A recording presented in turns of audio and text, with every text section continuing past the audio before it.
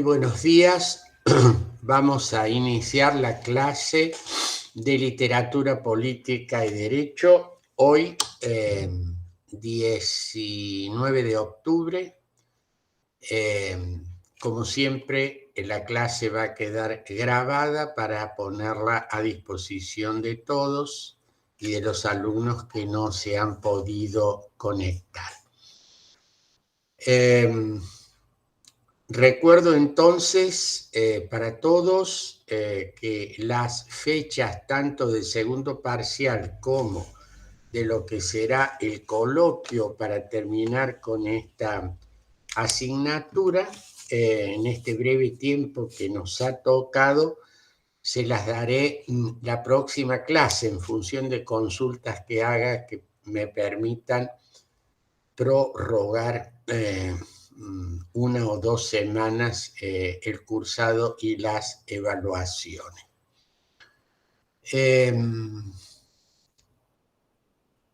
Yo quisiera, en primer lugar, oírlos a ustedes acerca de cómo vieron, cómo vivieron la experiencia del parcial presencial.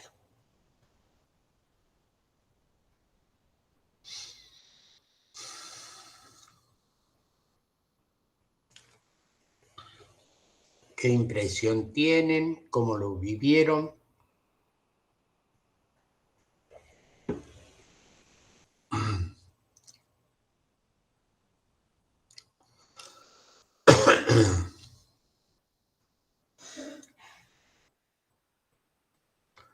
Bueno, si no hay comentarios, vamos a seguir adelante. Pero la idea es que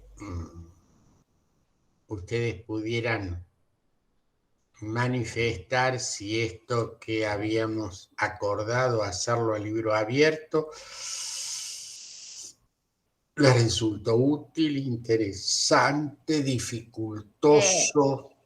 A mí me interesó, doctor, me interesó. ¿Por qué motivo?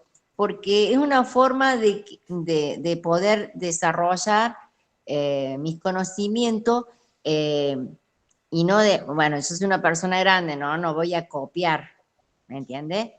Porque por lo general, usted vio que no nos dejan trabajar ni con el código, con nada, solamente la hojita nada más, ¿sí? Y en este caso, a mí me gustó porque yo me pude explayar, porque hay veces que no todos o sea, estamos tan nerviosos que nos olvidamos de cosas. En cambio, con el texto o con el celular, mirando la obra, pudimos explayarnos un poco más, ¿me entiendes? Y aparte, no es lo mismo verse face to face que detrás de hacer un parcial como lo estuvimos haciendo en la época de la pandemia, ¿me entiende? Porque yo hice los parciales y si tenía duda no le podía preguntar al profesor, ¿me entiende? En cambio acá si teníamos duda estaba usted para explicarnos o guiarnos. A mí me resultó, bueno, aunque usted vio que yo tengo la otra clase con usted, para mí fue mortal, pero bueno, lo hice y lo hice supuestamente bien, ¿me entiendes? Bueno, muchas Yo gracias, opino. Elda. Muchas gracias. Michelle decía, bueno, por un lado, y coincido que fue muy bueno vernos presencial, y agregabas algo más, Michelle, no sé si tenés el micrófono prendido o solo lo harás a través del chat. No alcancé a leer todo lo que pusiste, Michelle.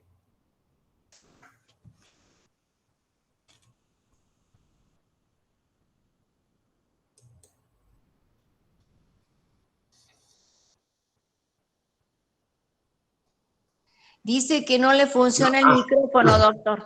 sí, estoy viendo, veo que, bueno, Sí, me decía desarrollar el examen, decía Michelle, con el material a mano. Eso demuestra que lo importante no es saber de memoria, sino entender. Bueno, perfecto.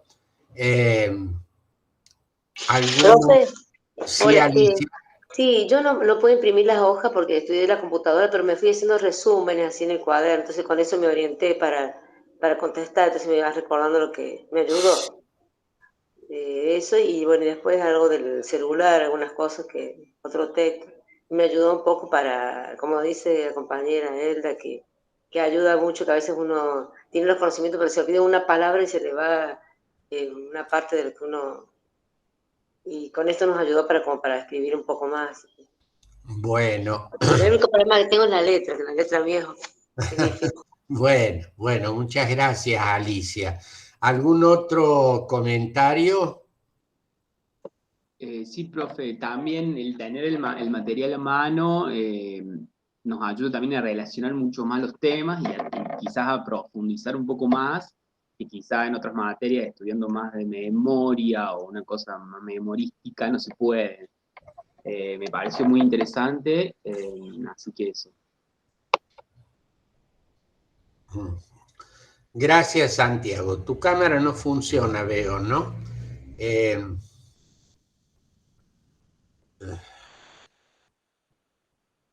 bueno, ¿alguna otra observación que quieran hacer?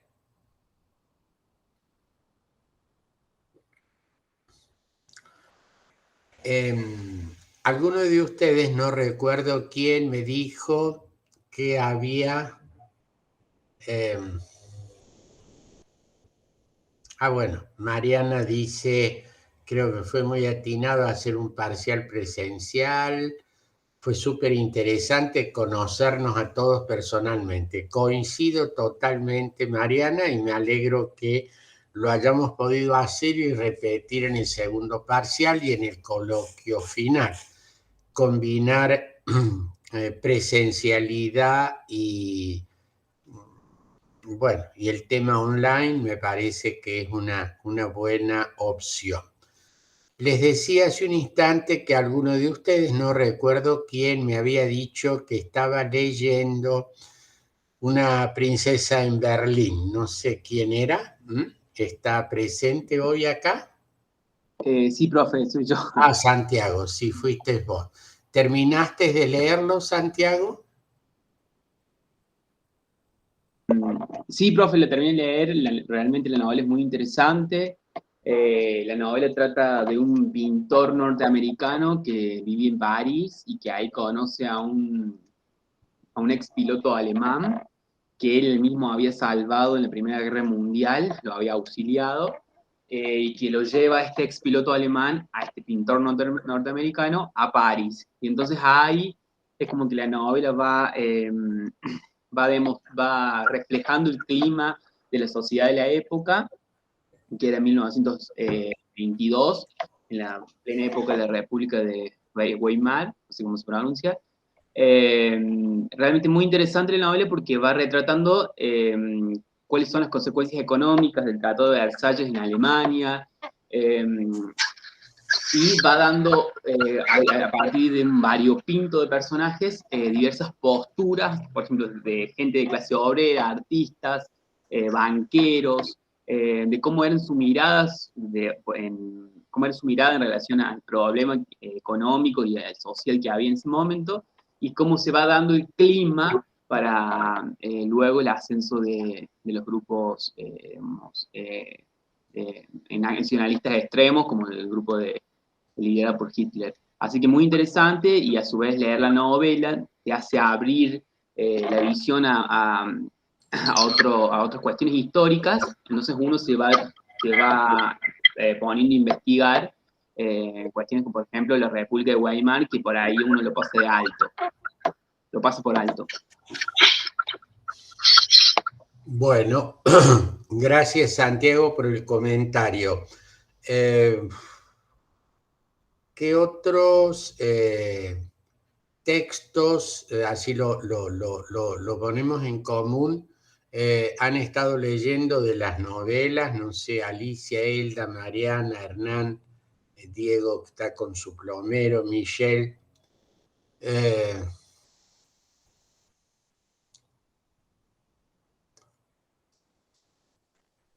Yo honestamente, doctor, voy a comenzar a leer, ya voy a elegir alguna novela, por el momento no he estado leyendo nada.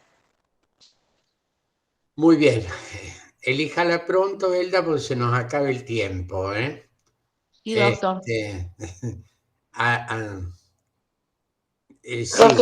Profe, yo también tengo poco tiempo ahora que estaba con los parciales y hago un curso de medicina legal, también estoy haciendo, Sí, y de eso la me dijo judicatura. Alicia, sí. Y ahora voy a empezar estos días a leer y a hacer. Lo que tengo la duda es el trabajo, si hay que hacerlo como un resumen corto o solamente esa hojita que Bueno, un tengo. resumen bien hecho, un comentario más que un resumen, Alicia. Ah, ¿Cuál va a ser el texto que ha elegido? sí, que era del el libro ese de las mujeres de Córdoba, en Córdoba en el siglo XVIII, que hechicería y todo el tema de curanderas y toda la salud en esa Ah, época ese de que Córdoba. nos había Sí. mostrado, sí. Sí, sí, perfecto. Bueno, muy bien. Los demás,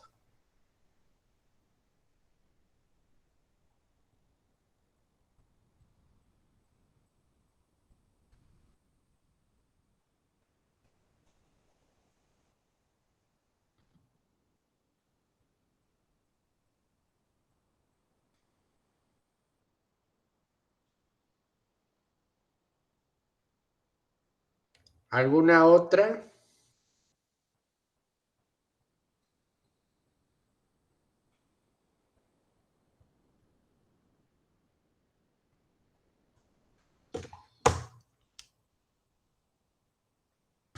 Bueno, es importante, no quiero presionarlos, pero es importante que ustedes, agenda en mano, vean que no nos queda demasiado tiempo,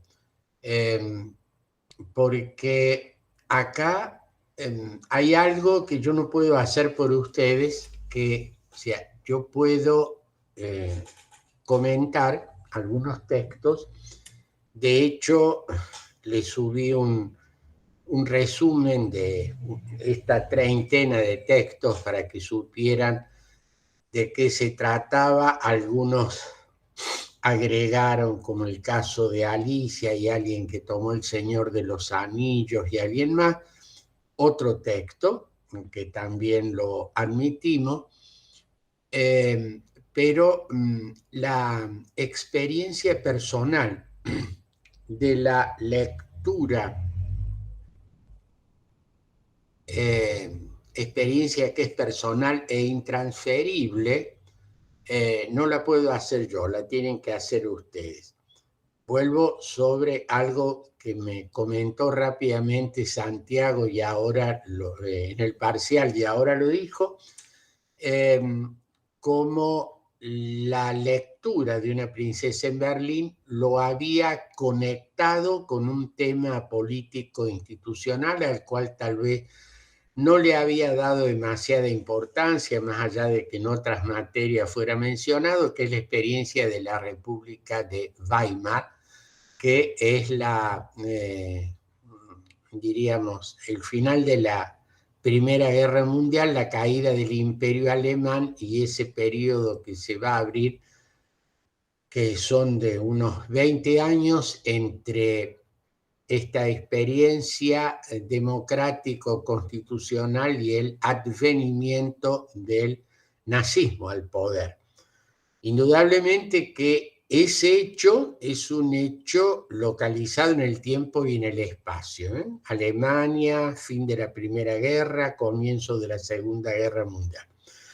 Pero fíjense que hay una serie de procesos políticos que no digo que puedan ser lo mismo que otros procesos que ocurren en otro lugar y en otra época, pero cada proceso nos deja enseñanzas, nos deja preguntas, a veces nos posibilita algunas respuestas y siempre nos permite el análisis. Esta es lo interesante de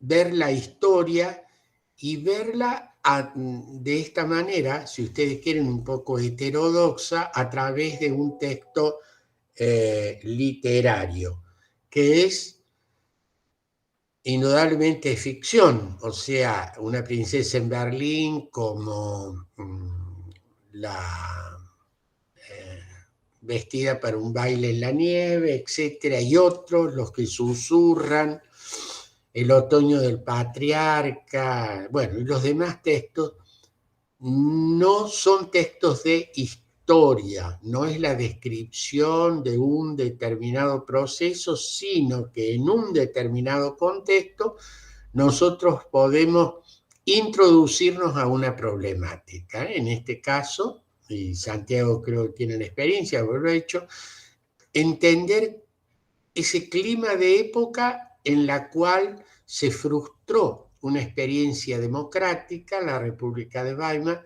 y nació un régimen totalitario. Sí, ¿quieres decir algo, Santiago? Sí, que también la forma de escribir del autor hace que uno por ahí, no sé, leyéndolo, por ejemplo, una noche, no sé, terminas insultando a un personaje o queriéndolo, como que la forma de escribir del autor es realmente muy buena, muy entretenida y que te hace realmente introducirte a la vida de cada uno de los personajes y a los sentimientos, muchas veces contradictorios que cada uno de ellos tiene, y las frustraciones y todas las sensaciones que pasan por la vida de los personajes, así que yo le recomiendo a la novela, me pareció muy buena. Bueno, entonces, fíjense ustedes cómo hemos ido avanzando, tal vez con un poco de lentitud, a una serie de temas que hemos ido proponiendo, ¿no? Aparecía el tema del poder, del poder, y yo quisiera en estos minutos que estamos en clase, trasladarnos a lo que sería la configuración y el desarrollo de regímenes totalitarios. Yo había hecho referencia a clase anterior, no a una novela, sino a un ensayo, que es el tema de André Gide cuando él vuelve de la Unión Soviética. Indudablemente que esto tiene un valor testimonial por quien lo dice, por la perspectiva que asume, por el compromiso que tenía el autor con una determinada ideología y cómo el examen de la realidad lo lleva a un replanteo. Incluso yo había señalado un poco la cercanía o un cierto paralelismo entre la experiencia personal de nuestro escritor Ernesto Sábato, que también militó en el comunismo y que luego, diríamos, se desencantó o transformó su percepción con respecto a una época similar a la que vivió Gide, es decir, el desarrollo en la Unión Soviética del estalinismo. Y cómo la mirada de ese intelectual va, a abrir un debate a aquellos que piensan que había traicionado un ideal común, como fue el caso de Jean-Paul Sartre y su distancia de André Gide, o como les mencioné en la clase anterior, el caso de Edgar Morin. Edgar Morin es un interesante testigo, no solo de esa época, sino de todo un siglo. Morin acaba de cumplir 101 años y ha escrito un libro, La lección del siglo, que es prácticamente su vida. Ustedes saben que Edgar Morin es el llamado padre del pensamiento complejo. Él militó en las filas del comunismo, se desencantó y fue un duro crítico de esa versión durante el estalinismo, la represión y demás. Y muchos intelectuales que lo acompañaron en la primera etapa de su vida se sintieron traicionados y lo desconocieron o lo silenciaron a Edgar Morin, que de hecho, diríamos, es un autor que tal vez tenga mucho menos prensa que Jean-Paul Sartre, pero diríamos, su aporte al mundo de las ideas es notable, y notable la vitalidad, y si por allí pueden leer su última obra, fuera de ya del cursado de la materia, sería muy interesante. Edgar Morin, La lección del siglo. Profe, Edgar Morin lo vemos en Teoría del Conflicto. Lo vemos y dice que es un precursor de lo que serían las neurociencias, porque habla de lo complejo, de todo, de las partes del todo, y habla de todos esos temas. Muy bien, muy bien. Me alegro, porque en realidad Morin es un pensador que nos obliga a pensar. Además es muy, muy sugerente todo lo que es esta problemática del pensamiento complejo, o de la complejidad del pensamiento humano, como ustedes quieran.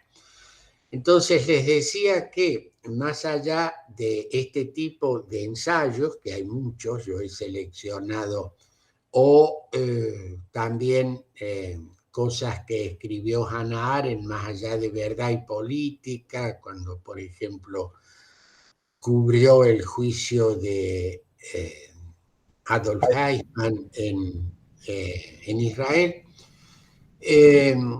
Están las novelas que ustedes han visto, que hemos seleccionado varias novelas,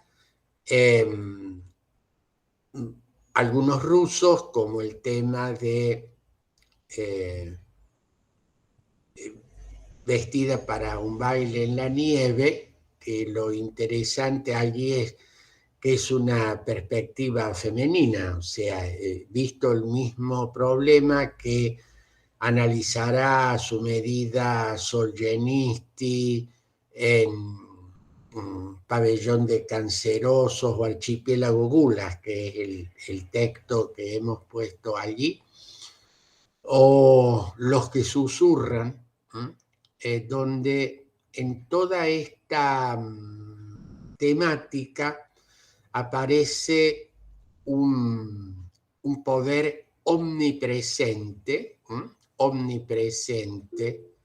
que está, sí, Diego, un minuto, que está, diríamos, como asfixiando todas y cada una de las manifestaciones del ser humano. Hay varios textos interesantes, de cualquiera de ellos que elijan, ustedes se metan en la problemática. Sí, Diego, te escucho, perdón. ¿Puede ser Terror y miserias del Tercer Reich de Bertolt Brecht también un ejemplo de esta temática? ¿Puede ser Terror y miserias del Tercer Reich? Así es, claro. Es un ejemplo de Efectivamente. Bertolt Brecht, gracias por el recuerdo, fue un crítico muy duro de el régimen nazi, ¿no? Incluso está puesto allí uno de los textos. Yo cada vez que lo leo o que lo recuerdo a Bertolt Brecht, me surge una gran paradoja, porque Bertolt Brecht fue este agudo crítico del nacionalsocialismo y en ese sentido su aporte es imborrable. Lo paradojal de Bertolt Brecht, pero bueno, esto está en la condición humana, es que él vivió en la Alemania post-nazismo, concretamente en la llamada Alemania del Este, que también paradojalmente se autoproclamó la República Democrática Alemana y que coincidió con el desarrollo de un modelo estalinista de muy dura represión y control que desde otra perspectiva ideológica repitió un poco ese terror y miseria que denunció Brecht en clave del nacionalsocialismo y que él fue una suerte de intelectual orgánico con respecto al régimen comunista. Esto es una paradoja, nunca logré terminar de entender esta situación, pero diríamos, en nada desmerece su obra literaria. Bueno, si quieres leerla, Diego, me parece, ¿vos vas a elegir ese texto de Brecht? Sí, voy a leer el de Terror y Miserias. Muy bien, muy bien. Diríamos, este comentario que hago, que en realidad siempre lo hago cuando me refiero a Bertolt Brecht, ¿no? Y la verdad que tengo como preguntas sin respuestas, como alguien que fue un crítico tan duro de un régimen inhumano se pudo convertir en un intelectual orgánico. Esta expresión intelectual orgánico es un intelectual que renuncia a la distancia con un determinado régimen político y que renuncia a su función crítica para transformarse en un escritor funcional a un determinado régimen político, con una actitud totalmente laudatoria a esa situación. Y Alemania del Este fue naturalmente uno de los regímenes más duros dentro del llamado modelo soviético que se expandió en la llamada Europa del Este.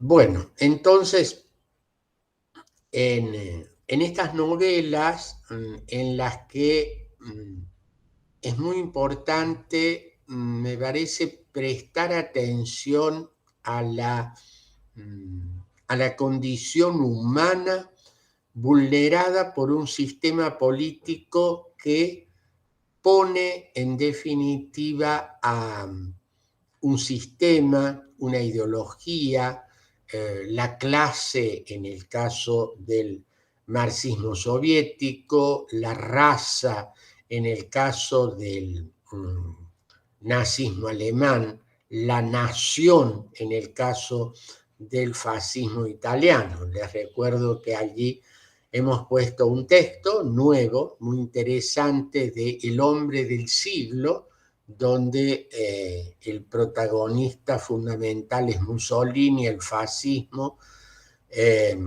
También ese clima similar al que hacía referencia Santiago, pero en clave italiana, de cómo en la posguerra, post-primera guerra, o sería el periodo de entreguerra, entre el final de la Primera Guerra Mundial y comienzos de la Segunda Guerra Mundial, en Italia se desarrolla esta crisis de una naciente democracia constitucional y cómo sucumbe a este modelo del Estado Nacional fascista. En cada una de estas situaciones, el hombre, y en este sentido a mí me llamó poderosamente la atención, y si tiene una oportunidad más allá de la materia de leerlo, aunque no lo elijan en este momento, La hora 25 de Virgil Georgiou, porque en esta obra de Virgil Georgiou es muy interesante cómo un hombre común, totalmente común, un campesino de nombre Johann Moritz, en Rumania, Virgil Georgiou era rumano, transcurre, diríamos, su vida común como la de cualquier otro campesino, sin ninguna otra connotación, y de pronto el cambio de la situación política e institucional lo va a denigrar, elevar y de nuevo denigrar, donde la persona concreta de este Johann Moritz va a ser exaltado en un determinado momento, porque se cree, es la llegada del nazismo a Rumania, que pertenece a esa raza elegida, a la raza aria. Y es exaltado, y antes había sido denigrado, y de pronto aparece como un protagonista de ese nuevo régimen político, pero no por lo que es él, sino por la condición que se le atribuye. Pero naturalmente, cuando termina la guerra, este mismo sujeto sigue siendo el mismo sujeto, Johann Moritz, será visto por las fuerzas aliadas, las fuerzas de ocupación y demás, como un colaboracionista. Ustedes saben que esta expresión, al terminar la Segunda Guerra Mundial, colocabas en el banquillo de los acusados, en el cono de sombras o en el rechazo social, aquellos que habían colaborado con el caído régimen, en este caso nacionalsocialista, en otros casos era el fascista. Y en realidad este Johann Moritz es denigrado, de nuevo, por su condición de colaboracionista, por su condición de miembro de de un grupo político que había tenido el control de su país. Siempre a mí me llamó la atención, y siempre lo sigo mencionando, como acá está la clave de este tipo de cuestiones. Una persona que es exaltada a veces, denigrada, perseguida, premiada o lo que fuere, por las condiciones que se le atribuyen, que no son tales. El hombre concreto es el que desaparece en estas realidades de los regímenes totalitarios. Es real que este tema, al que tanta atención le prestó, entre otras, Hannah Arendt, no hay que olvidar que este tema del totalitarismo es un cruel invento del siglo XX. En el siglo XX nace y se desarrolla el Estado totalitario, que es mucho más que el antiguo absolutismo de los regímenes monárquicos o de los despotismos orientales. Es un régimen donde el hombre queda en una situación de inmersión total, pierde su condición de ser humano irrepetible para convertirse en un número parte de, que será exaltado o denigrado, perseguido, premiado, castigado por ser proletario, por no ser burgués o ser nacionalista o lo que fuere. Entonces, esta otra característica que vamos a encontrar, y esto las novelas lo muestran muy bien, como lo mostró el texto que creo que Diego fue el que hizo mención en su momento, 1984, de este régimen en el cual hay un control total.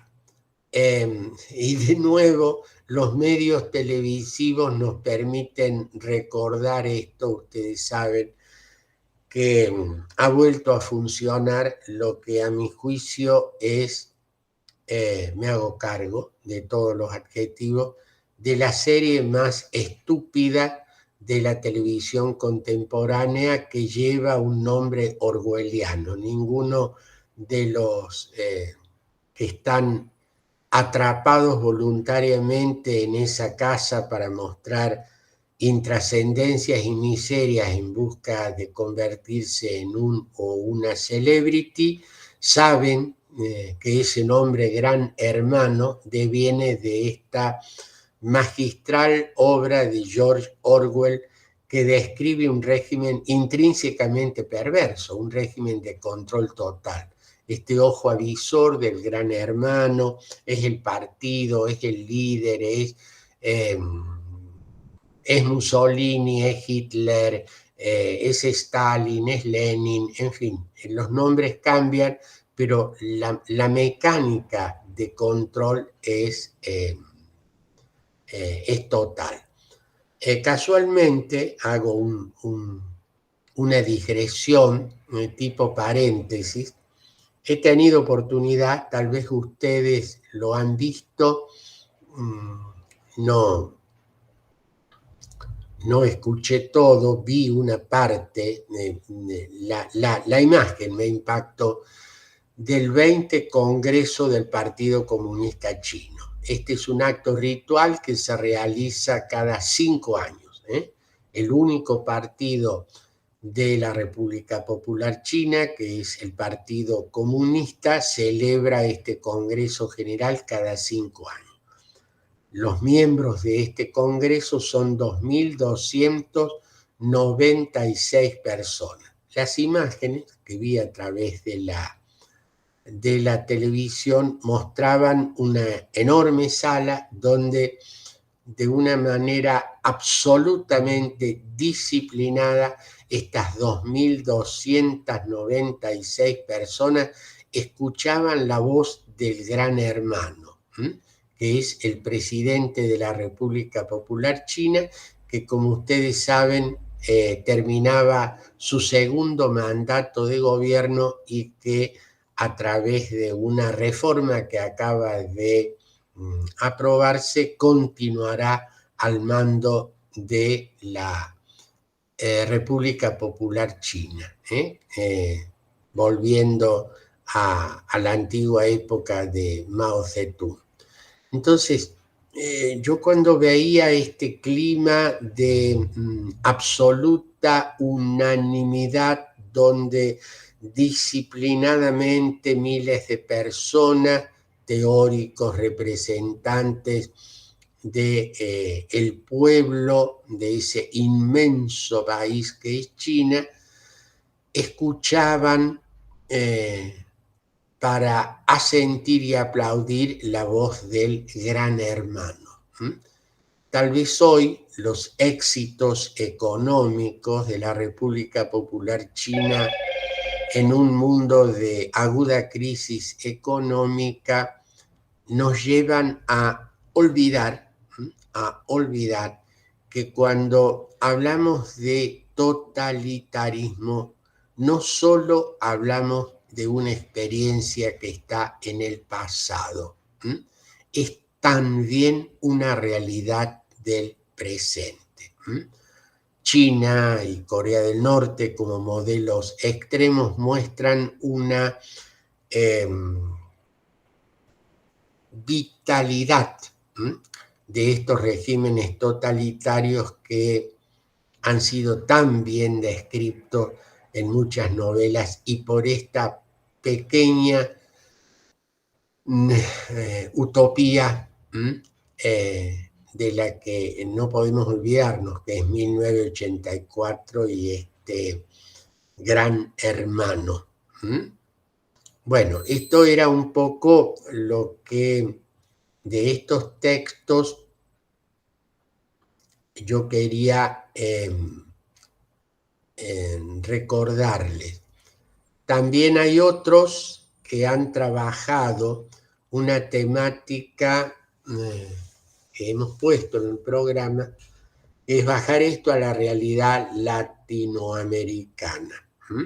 Diego, bueno, eligió una de las obras primeras, Tirano Bandera, Adiós muchachos, no recuerdo quién de ustedes, de Sergio Ramírez, que tiene un sentido... Adiós, adiós muchachos.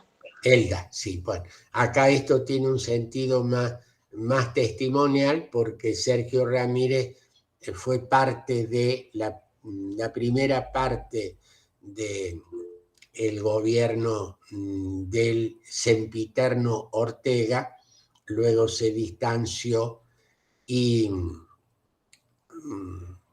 bueno, una de las tantas experiencias en clave latinoamericana. Casualmente en estos días estaba viendo, no creo que nos alcance el tiempo, me ofreció el embajador Pedro Cornelio von Aiken, que fue embajador en Haití y que fue miembro de la Embajada Argentina en Cuba, presentar en Córdoba el libro que se llama La Revolución Traicionada, que es el caso de la Revolución Cubana, otro caso, pero bueno, si eso se da, ustedes van a recibir la invitación para que lo puedan oír a von Aiken. Sí, Diego, te escucho. Sí, hablando de esta cuestión del tema de la obra de Tirano Banderas, había un par de detalles interesantes que se pueden conectar con esto. Básicamente, la obra de Tirano Banderas trata de un dictador latinoamericano ficticio, llamado Santos Banderas, en una tierra también ficticia que es Santa Fe de Tierra Firme. Una de las características que tiene esta obra, que es de 1926, es un manejo del lenguaje de distintas regiones de Latinoamérica conviviendo en el mismo lugar. Entonces, hay expresiones típicas de México, expresiones típicas de Argentina, Perú, Bolivia. Es como que la forma de hablar española de Hispanoamérica se concentra en esta tierra. Bueno, la obra está ambientada más o menos hacia finales del siglo XIX, principios del XX. Y uno de los detalles interesantes era que este tirano, el tirano Santos Banderas, vive en una especie de convento abandonado que fue convertido después en sede de gobierno, San Martín de los Mostenses. Y este tirano, desde ese convento y desde el campanario que no tiene campanas, tiene un telescopio desde donde mira a la ciudad capital. Y bueno, a medida que va hablando con sus ministros, en su tiempo libre va mirando por este telescopio. Me pareció interesante que ya en 1926, y con bastante anterioridad a la obra de Orwell, apareciera este símil del gran hermano que vigila, este tirano que está espiando qué es lo que hace la gente desde la torre del campanario. Además, esta cuestión, ¿no?, simbólica de combinar el poder civil con el poder eclesiástico en la imagen del convento. Así que se ve que esta cuestión del espionaje, de la constante vigilancia sobre la población tiene sus antecedentes de larga data. Gracias, Diego. Sí, efectivamente, cada una de estas actitudes modélicas se van repitiendo en distintos contextos y lugares, con sus colores locales. Ustedes imaginan que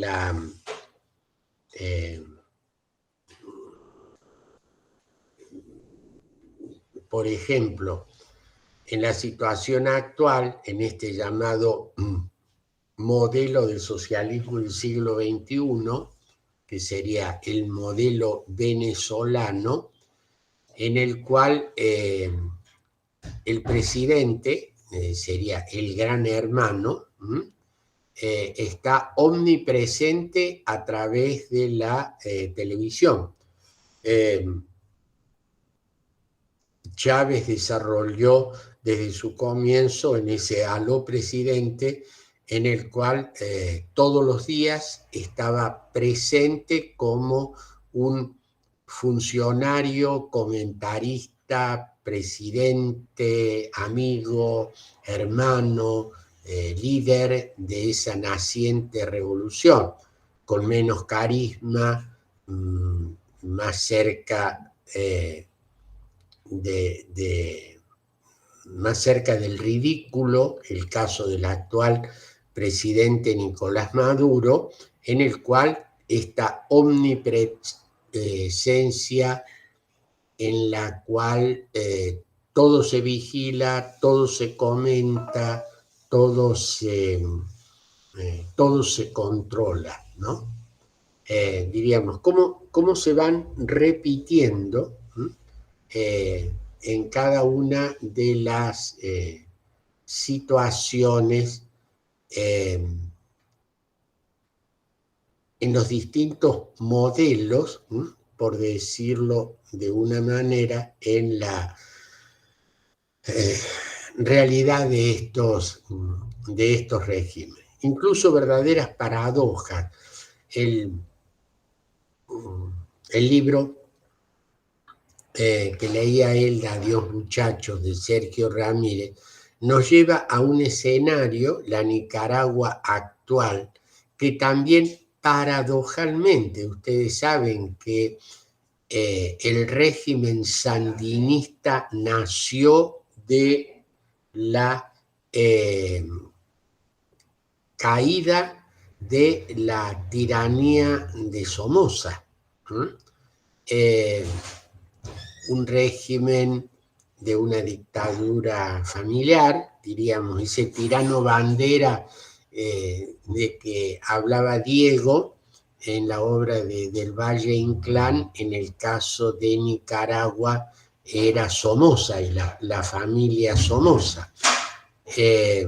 Cuando estos muchachos que evoca Sergio Ramírez llegan al poder y en nombre de esta revolución libertaria abaten la tiranía de Somoza, fundan una nueva realidad que cada vez más se va pareciendo a el régimen que destronaron. Y ya en la actualidad, si cabía alguna duda, el régimen nicaragüense ha establecido un modelo que es básicamente, con otro discurso, la copia de lo que fue la dictadura de Somoza, con todas sus características, o sea, la permanencia en el poder y luego ese otro detalle que está muy presente en los regímenes, no solamente en los latinoamericanos, pero aquí se da con bastante frecuencia esto que llamaríamos el despotismo familiar. Es el gobernante y o su hijo, ese era el caso de Somoza, y o su hermano, es el caso de Cuba, y o su mujer, esta vicepresidente de Daniel Ortega, que es la mandamás junto con su marido de este régimen que reemplazó a Somoza y que repite en otra clave, en el mismo país, los viejos vicios de la antigua dictadura. Bueno, verdaderas paradojas de la historia que se van repitiendo en muchos escenarios.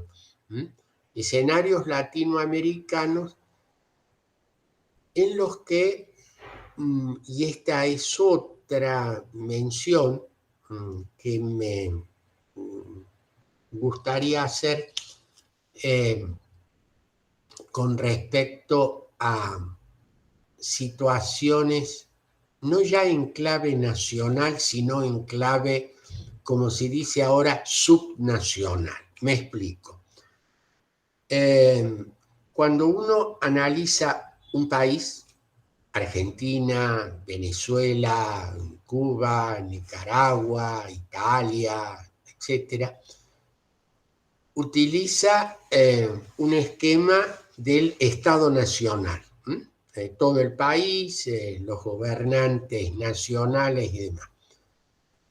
Ahora, uno puede mirar ese país, en este caso Argentina, lo puede mirar desde una perspectiva global. Estoy analizando Argentina, estoy analizando el Estado argentino, el régimen político argentino, el funcionamiento del Congreso, la presidencia, la justicia, o puedo mirarlo desde cada una de las 23 realidades que constituyen el país, es decir, en clave subnacional. Y cuando uno baja el análisis, hay un trabajo muy interesante de Gervasoni sobre el proceso democrático argentino desde 1983 a la fecha, no solo en clave nacional, sino en clave subnacional, es decir, viendo las distintas realidades provinciales. Cuando uno baja a determinadas provincias, en el sur, en el norte, etcétera, de la Argentina, ve cómo se dan algunas de las características que esta literatura latinoamericana inmortalizó en El otoño del patriarca, en El tirano Bandera, en todas las otras obras, Yo el Supremo y demás, que hemos mencionado. ¿Y qué características vemos? Bueno, la presencia del hombre o la mujer fuerte, que permanece un largo tiempo en el poder, y ese poder que cada vez más es propiedad de una, pongo entre comillas, familia gobernante. Entonces, tenemos que el gobernador puede ser reemplazado si la Constitución prohíbe su tercera reelección, fue el caso de Santiago del Estero, por su mujer. Y entonces no es el gobernador el que repite, no puede permanecer, pero está su mujer. Luego vuelve, o en elecciones en los que un funcionario no puede quedar en el cargo porque ha gobernado más de 2 periodos, y entonces este es un tema de discusión que se está por plantear en la provincia de Tucumán. El gobernador está terminando de cumplir o va a terminar su segundo periodo, la Constitución le impide una tercera reelección, pero se está pensando, miren qué interesante, ¿no? En que sea vicegobernador. Parece que hay allí una interpretación. Gobernador no puedo, pero puedo ser vicegobernador, y el actual jefe de gabinete, que es el doctor Mansur, retornaría a su provincia natal y se postularía, estoy hablando en condicional, como vicegobernador, ya que la Constitución le prohibiría ser candidato a gobernador. Cuando uno está hablando de estos temas, no sabe en un determinado momento si está leyendo una novela en clave latinoamericana o está leyendo la crónica de una realidad política, en este caso subnacional. Elda levantó la mano. Sí, la escucho. Sí, doctor, y esto también sería en todas las provincias, como fue la provincia de La Rioja, la provincia de Catamarca, la provincia de San Luis, que están los SADI, los SAT, los Menem, sería más que todo un caudillismo, ¿no?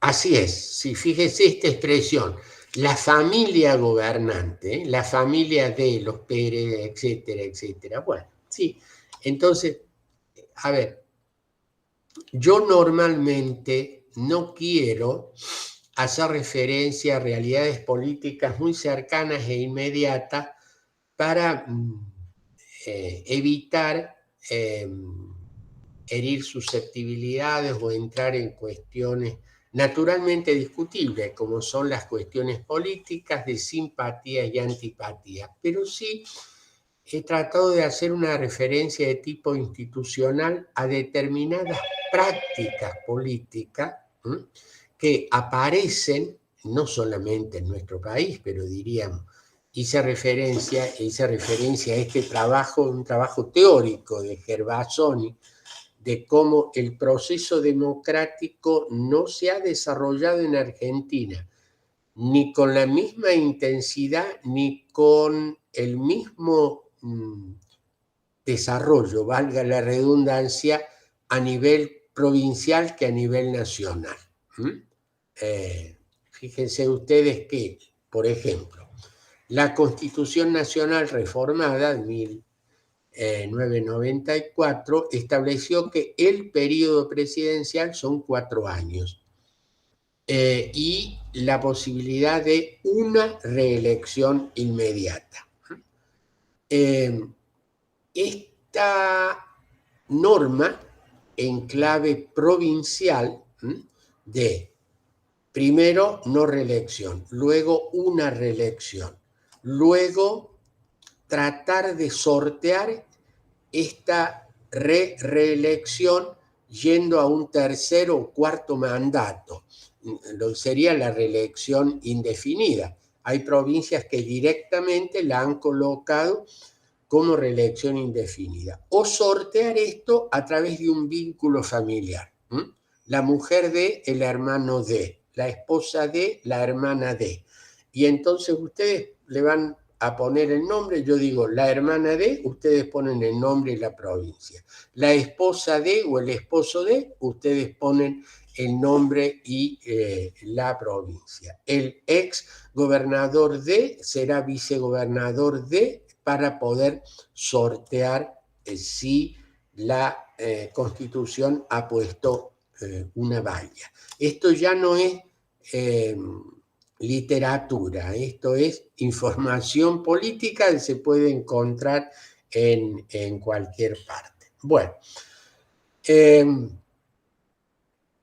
esto es un poco lo que yo quería plantearles para hoy, el sentido de qué leemos, para qué leemos, por qué leemos. Los incentivo a que continúen con la lectura de los textos y que el día viernes pueda básicamente escucharlos a ustedes con los avances de las obras que han elegido, por qué la han elegido y cuál es la vinculación con el tema. No sé si hay alguna pregunta. Profesor, una consulta, ¿esa película de Netflix se puede ver en otro lado, en YouTube? La ¿Cuál? película esa que nos dio. ¿A testigo de un crimen? No lo Sí. sé. No, yo lo he visto en Netflix, no lo sé. Honestamente no lo sé, ni tenía manera de bajarles algún link que lo pudieran ver. ¿Habrá otra plataforma? No lo sé. Sinceramente no lo sé. No tengo acciones en Netflix, así que no es que simplemente allí lo he visto. Bueno, no sé si hay algún comentario. Yo los voy a despedir un rato antes hoy porque tengo otro compromiso y bueno, los incentivo a que lean. Nuestra materia opcional se llama Literatura, Política y Derecho. La única manera de avanzar acá es leer, leer y leer. Descubrir el placer de la lectura más allá de la obligación de la materia. Si a ustedes les ha entusiasmado algún texto, bueno, el objetivo está cumplido y espero que ese entusiasmo se desarrolle y permanezca, más allá de los textos jurídicos que tienen la obligación de leer y de aplicar. Muchísimas gracias. Por el día de hoy me despido. Hasta el viernes, doctor. Gracias a usted. Hasta el viernes. Gracias, Victorino.